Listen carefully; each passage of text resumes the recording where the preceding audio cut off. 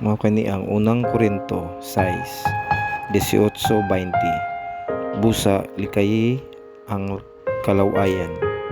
Ang ubang sala nga mahimo sa tawo walay kalabutan sa iyang lawas.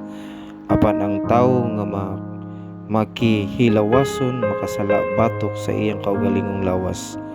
Wala ba kamo nasayod nga ang inyong lawas mao ang templo sa Espiritu Santo nga nagpuyo diha kaninyo ug gihatag sa Dios kaninyo. Dili kamo ang tag-iya sa inyong kaugalingon kundi ang Dios. Gipalit na kamo niya busa gamita ang inyong lawas alang sa himaya sa Dios.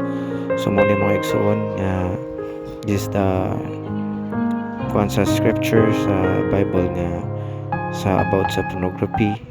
And syempre ang imong lawas is the temple of Holy Spirit.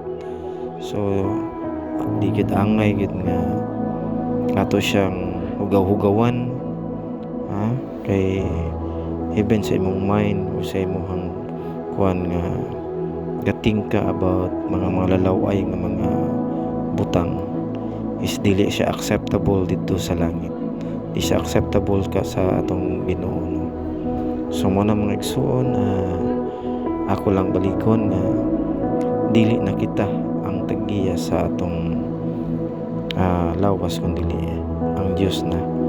So mahimo gid mga igsoon nga padayon ta sa pagpangalagad o pagdayeg sa atong Dios. Maayong gabi.